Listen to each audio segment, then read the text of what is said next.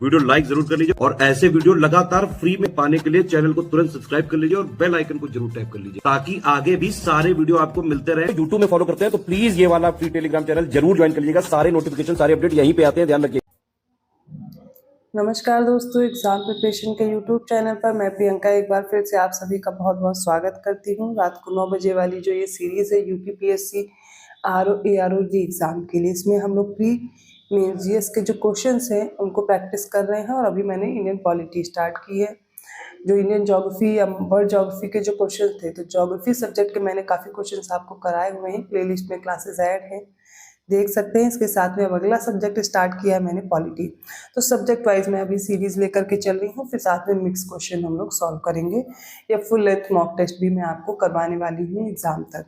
तो जो भी क्लासेस अभी हो रही हैं उनको फॉलो कीजिए, साथ में जो पहले क्लासेस हो चुकी हैं उनको रिवाइज कीजिए।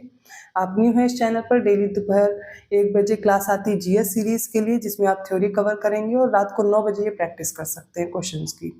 और आप अपने रिव्यू जरूर लिख करके बताइएगा अगर आप न्यू हैं तो आपको ये क्लासेस कैसी लग रही हैं। इसके साथ में आप इनकी पीडीएफ प्राप्त करना चाहते हैं, परचेज करना चाहते हैं, कोर्स परचेज करना चाहते हैं, या फिर अभी यूपीपीसीएस प्रीलिम्स के लिए जैसा कि एग्ज़ाम डेट बढ़ गई है, आरओ एग्ज़ाम दिसंबर मध्य में 22 दिसंबर को होना और यूपीपीसीएस प्रीलिम्स मध्य जो दिसंबर का समय दिया गया है वो है। अभी कन्फ्यूज़न है एग्ज़ाम होगा या नहीं होगा, लेकिन फिर भी पढ़ाई करते रहना है क्योंकि एग्ज़ाम आगे होगा ज़रूर। तो अभी जो समय है वो आप दीजिए अपनी पढ़ाई पर, और जो भी लोग प्रोटेस्ट कर रहे हैं या काफ़ी चीज़ें हो रही हैं साथ में आप उनको ध्यान में रखते हुए अपनी पढ़ाई भी कंटिन्यू कीजिएगा, उसको ब्रेक मत कीजिए, रेगुलरिटी मेंटेन रखिए और आप अच्छे ढंग से प्रिपरेशन कर पाएँ। इसलिए स्टडी फॉर सिविल सर्विसेज ने अपना बेस्ट कोर्स लॉन्च किया है, जिसमें आप जीएस के साथ साथ आपका जो सीसेट वाला पोर्शन है या फिर आरओ का एग्ज़ाम दे रहे हैं आरओ का, तो फिर हिंदी वाला पोर्शन उसमें आ जाता है। तो दोनों पेपर की प्रिपरेशन आप कंप्लीट प्रिपरेशन लेटेस्ट ट्रेंड और पैटर्न को फॉलो करते हुए कर सकते हैं बिना देर किए। आप जो डिस्क्रिप्शन बॉक्स में दिए गए नंबर हैं उन पर कॉन्टैक्ट करके अपने कोर्स को परचेज कीजिए। अभी फेस्टिवल ऑफर चल रहा है, 25% का डिस्काउंट है। तो कोर्सेज में फैसिलिटीज़ आपको ये दी जा रही है कि पहले सारे जो सब्जेक्ट हैं उनको कवर कीजिए, उनकी क्लासेस दी गई हैं, तो सारी क्लासेस देखिए, जो डाउट है वो आपको उसी में क्लियर हो जाएंगे जो आपके सब्जेक्ट्स को लेकर के। फिर आप प्रैक्टिस कीजिए। पेड क्विज है, टेस्ट सीरीज है, बेहतर टेस्ट सीरीज है, जो भी ट्रेंड चल रहा है सिर्फ उसी पे आधारित है। एक्स्ट्रा कोई भी ऐसी चीज़ नहीं ऐड की गई है जो आपके एग्जाम से रिलेटेड ना हो। तो कंटेंट वही आपको पढ़ना है जो एग्जाम ओरिएंटेड हो। इधर उधर की कोई मैगजीन, कोई बुकलेट, कुछ भी पढ़ने की जरूरत नहीं पड़ेगी। सिर्फ जितना कोर्स में दिया गया आपको सिर्फ उतना ही पढ़ना है और वो आपके एग्जाम के अकॉर्डिंग है, ठीक है। तो जो एग्जाम में जैसे प्रश्न बनते हैं सेम वैसे ही प्रश्नों का संग्रह मिलेगा। कोई डाउट है, कुछ भी जानकारी चाहिए, आप कमेंट करके पूछिए, मैं इन्फॉर्मेशन प्रोवाइड कर दूंगी। और पिछली क्लास में हम लोगों ने कुछ क्वेश्चंस किए थे, आज उनको आगे कंटिन्यू करेंगे। चलिए क्लास से स्टार्ट करते हैं।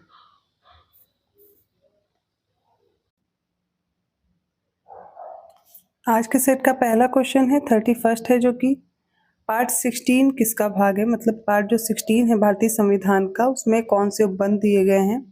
ऑप्शन ए है प्रशासनिक अधिकरण से, ऑप्शन बी है अखिल भारतीय सेवाओं से, ऑप्शन सी है वित्त आयोग से, या फिर ऑप्शन डी कुछ वर्गों के लिए विशेष उपबंध से। इसका राइट आंसर हो जाएगा option D, special provisions for certain classes. ये किस में है, पार्ट 16 में है। 32nd क्वेश्चन है धन विधेयक के अतिरिक्त एक विधेयक जो विधानसभा ने प्रथम बार पारित कर दिया हो, विधान परिषद में कितने माह तक पड़ा रह सकता है। ऑप्शन ए है 1 माह से अधिक तक नहीं, ऑप्शन बी है 2 माह से अधिक तक नहीं, ऑप्शन सी है 3 माह से अधिक तक नहीं, और ऑप्शन डी उपयुक्त में से कोई नहीं। इसका राइट आंसर होगा ऑप्शन सी, 3 माह से अधिक तक नहीं। धन विधेयक को छोड़ करके कोई भी विधेयक है जो विधानसभा ने पहली बार पारित कर दिया है तो विधान परिषद में वो 3 माह से अधिक तक नहीं रह सकता है। 33rd क्वेश्चन है भारतीय संविधान का कौन सा अनुच्छेद लोकसभा और विधानसभा के प्रतिनिधियों को निर्वाचित करने अर्थात वयस्क मताधिकार का अधिकार प्रदान करता है। Article 326, option B article 325, option C article 324 और option D article 323। Right answer हो जाएगा ऑप्शन ए आर्टिकल 326। इसके अनुसार लोकसभा और विधानसभा के प्रतिनिधियों को निर्वाचित करने अर्थात जो वयस्क मताधिकार का अधिकार है वो आर्टिकल 326 प्रोवाइड करता है। अब इसमें से जो आर्टिकल 323 है वो भी देख लीजिए। इसके अनुसार क्या होगा कि जो लोक सेवा आयोग के प्रतिवेदन हैं वो दिए गए हैं, आर्टिकल जो 324 है, इसमें जो निर्वाचन का अधीक्षण, निदेशन, नियंत्रण है वो निर्वाचन आयोग में निहित होता है, वो दिया गया है निर्वाचन आयोग के बारे में। आर्टिकल 325 का है, ये भी धर्म, मूलवंश से, जाति या लिंग के आधार पर किसी व्यक्ति को जो निर्वाचक नामावली है इसमें सम्मिलित किया जाना, कैसे अपात्र नहीं होंगे, ये सारी चीज़ों से रिलेटेड जो प्रावधान है वो आर्टिकल 325 में है।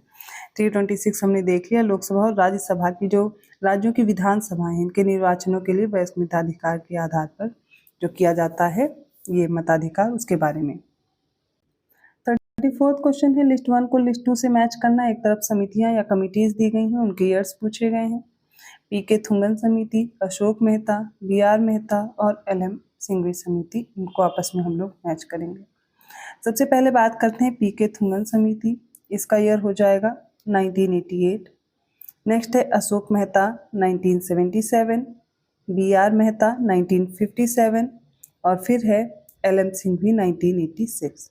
ए का 4 है, बी का 3 है, सी का 1 है और डी का 2 है। राइट आंसर ऑप्शन डी है। 35th क्वेश्चन है, which of the following is not a constitutional body? Finance commission, वित्त आयोग, पब्लिक सर्विस कमीशन, लोक सेवा आयोग, प्लानिंग कमीशन, योजना आयोग या फिर इलेक्शन कमीशन, चुनाव आयोग। तो कौन सा संवैधानिक निकाय इनमें से नहीं है? इसका राइट आंसर हो जाएगा ऑप्शन सी, योजना आयोग नहीं है। इसके अलावा वित्त आयोग, लोक सेवा आयोग, चुनाव आयोग, ये सारे के सारे क्या हैं? संवैधानिक निकाय हैं। लोक सेवा आयोग आर्टिकल 315 हो जाएगा, ठीक है। वित्त आयोग आर्टिकल 280, निर्वाचन या चुनाव आयोग आर्टिकल 324, यही सब हैं आर्टिकल्स जो आपको याद रखने हैं और अक्सर यही एग्जाम में पूछे भी जाते हैं। तो जो पूछे गए पिछली बार वो गलत ना हो, बार बार याद रखने की कोशिश कीजिए। 36 क्वेश्चन है, by which of the following articles of the Indian constitution the abolition of untouchability was provided? भारतीय संविधान के निम्नलिखित में से किस अनुच्छेद के द्वारा अस्पृश्यता की समाप्ति की व्यवस्था की गई है? आर्टिकल 14, आर्टिकल 15, आर्टिकल 16 या आर्टिकल 17? राइट आंसर हो जाएगा ऑप्शन डी, आर्टिकल 17 के द्वारा अस्पृश्यता का अंत किया है। आर्टिकल जो 14 है ये समता या समानता का अधिकार प्रोवाइड करता है, ठीक है। विधि के समक्ष समता या समानता का अधिकार हो जाएगा। आर्टिकल जो 15 है ये भेदभाव से विरुद्ध, जो भेदभाव के विरुद्ध है, धर्म, मूलवंश, जाति, लिंग, जन्म स्थान के आधार पर जो भेदभाव है इनके विरुद्ध अधिकार प्रोवाइड करता है। और जो आर्टिकल 16 है ये हो जाएगा कि लोक सेवा के नियोजन में जो विशेष अधिकार दिए जाते हैं ये इससे रिलेटेड हो जाएगा, ठीक है। तो लोक नियोजन से रिलेटेड जो अधिकार है वो आर्टिकल 16 है, ऑप्शन डी करेक्ट होगा। अस्पृश्यता का जो अंत है वो आर्टिकल 17 के तहत किया गया है। 37th क्वेश्चन है, according to article 170 of the Indian Constitution, the minimum and maximum number of members of the Legislative Assembly of a state can be? भारतीय संविधान के अनुच्छेद 170 के अनुसार पूछा गया कि राज्य की विधानसभा की जो सदस्यों की न्यूनतम संख्या और अधिकतम संख्या कितनी हो सकती है? ऑप्शन ए है 40 and 400, option B 50 and 450, option C 50 and 500 और ऑप्शन डी है 60 and 500। इसका राइट आंसर हो जाएगा ऑप्शन डी, 60 and 500। मिनिमम 60 हो सकते हो, मैक्सिमम 500 से ज़्यादा नहीं होंगे। 38 क्वेश्चन है, which of the following pair is not correctly matched? निम्नलिखित में से कौन सा युग्म है जो सही से सुमेलित नहीं? एक तरफ संस्था है, दूसरी तरफ उनकी स्थापना वर्ष है। सेंट्रल ब्यूरो ऑफ इन्वेस्टिगेशन मतलब केंद्रीय अन्वेषण ब्यूरो की स्थापना हुई 1963 में। बी है सेंट्रल विजिलेंस कमीशन अर्थात केंद्रीय सतर्कता आयोग की स्थापना 1964 में। थर्ड है प्रिवेंशन ऑफ करप्शन एक्ट भ्रष्टाचार निरोधक कानून 1985 और डी है एनफोर्समेंट डायरेक्टरेट जो कि प्रवर्तन निदेशालय 2000 में स्थापना हुई। कोई एक पेयर इनकरेक्ट है और वो हो जाएगा ऑप्शन सी, भ्रष्टाचार निरोधक कानून आया 1988 में, ना कि 1985 में। 39th क्वेश्चन है, the administrative reforms commission 1967 which for the first time recommended the formation of Lokpal and Lokayukta, who was the chairman of this commission? प्रशासनिक सुधार आयोग 1967 जिसने पहली बार लोकपाल और लोकायुक्त बनाने की संस्तुति की थी, उसके अध्यक्ष कौन थे? मोरारजी देसाई, के संथानम, चौधरी चरण सिंह या Babu Jagjivan Ram? Right answer is option A, Morarji Desai थे। 40वां प्रश्न है, the two union territories which have been given the right to participate in the election of the president of India by the 70th amendment of the Indian constitution are? तो भारतीय संविधान का जो 70वां संशोधन है इसके द्वारा भारत के राष्ट्रपति के चुनाव में 2 केंद्र शासित प्रदेश शामिल किए गए जो मताधिकार में, जो मत देने में शामिल हो सकते हैं राष्ट्रपति के चुनाव में। दिल्ली तथा चंडीगढ़, ऑप्शन बी दिल्ली तथा पुदुचेरी, ऑप्शन सी दिल्ली तथा दमन दीव और ऑप्शन डी चंडीगढ़ तथा पुदुचेरी। इसका राइट आंसर होगा ऑप्शन बी दिल्ली और पुदुचेरी। तो आपको सबसे पहले ये याद रखना होगा कि राष्ट्रपति के निर्वाचन में भाग कौन कौन लेते हैं, और कई बार बताया, प्रश्न कई बार बना हुआ है। राष्ट्रपति के निर्वाचन में संसद के दोनों सदन के निर्वाचित सदस्य भाग लेते हैं, मनोनीत सदस्य भाग नहीं लेते हैं, याद रखिएगा। उसके बाद राज्य विधानसभा के सदस्य भाग लेते हैं, राज्य विधान परिषद के जो सदस्य हैं वो भाग नहीं लेते हैं, ठीक है। नेक्स्ट आपको याद रखना है दिल्ली और पुदुचेरी की विधानसभा के जो सदस्य हैं वो भी भाग लेते हैं, और ये कैसे हुआ, ये जो 70th कॉन्स्टिट्यूशनल अमेंडमेंट हुआ इसके जरिए से हो पाया, ठीक है। राइट आंसर क्या होगा, ऑप्शन बी। अब आप लोग कमेंट करके बताएंगे, प्रश्न आपके लिए है कि राष्ट्रपति के चुनाव में कौन कौन से सदस्य भाग नहीं लेते हैं, ये आप कमेंट करके बताएंगे।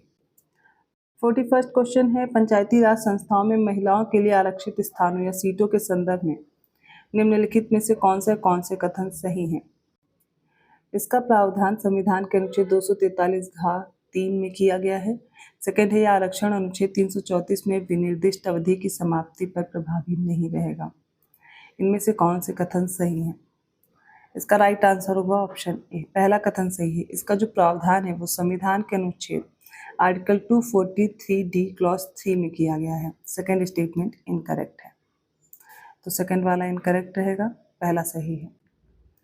42nd क्वेश्चन है, भारतीय संविधान के 73वें संशोधन के संदर्भ में कौन से स्टेटमेंट करेक्ट है, बताना है। 73rd अमेंडमेंट के बारे में पहला है, इसमें पंचायत को स्वशासन की संस्था स्वीकार किया गया। सेकंड, इसमें शहरी स्थानीय सरकार को स्वशासन की संस्था स्वीकार किया गया।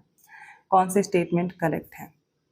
इसका राइट आंसर होगा ऑप्शन सी, केवल पहला स्टेटमेंट करेक्ट है, क्योंकि 73rd जो अमेंडमेंट हुआ इसमें पंचायतों को स्वशासन की संस्था स्वीकार किया गया, लेकिन जो शहरी स्थानीय सरकार है इसके लिए 74वां संशोधन हुआ था, 74th ना कि 73rd।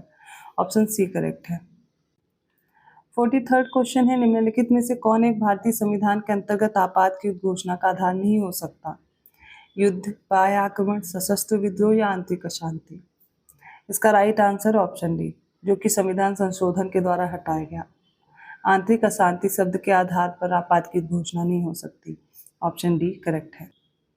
44th क्वेश्चन है, भारतीय संविधान के संदर्भ में निम्नलिखित कथनों पर विचार कीजिए। पहला कथन है, संघ मंत्रिपरिषद लोकसभा के प्रति सामूहिक रूप से उत्तरदायी होगी। सेकंड है, संघ के मंत्री प्रधानमंत्री के प्रसाद पर्यंत अपने पद को धारण करेंगे। कौन सा स्टेटमेंट करेक्ट है।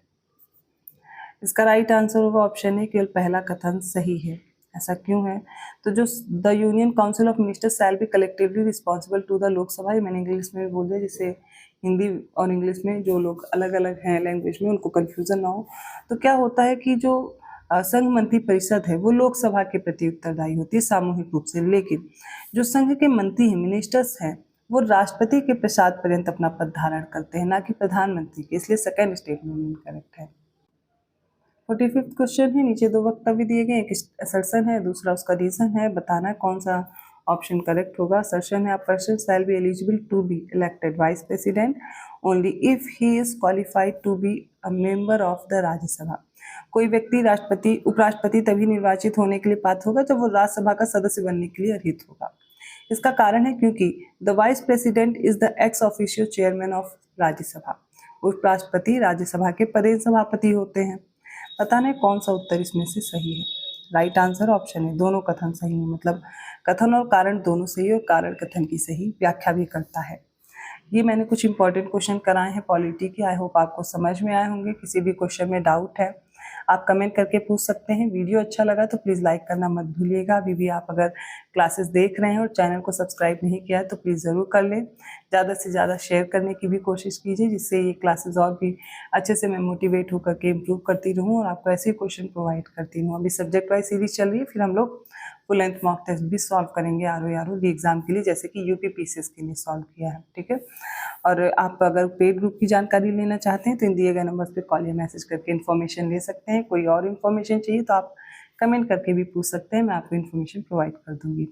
तो मैं मिलती हूँ अगली क्लास में ऐसे ही और क्वेश्चंस के साथ। आपको ये क्लासेस कैसी लग रही कमेंट करके ज़रूर बताएं। आपके जो भी रिव्यू हैं, सुझाव हैं, वो भी कमेंट करके बताएं। धन्यवाद।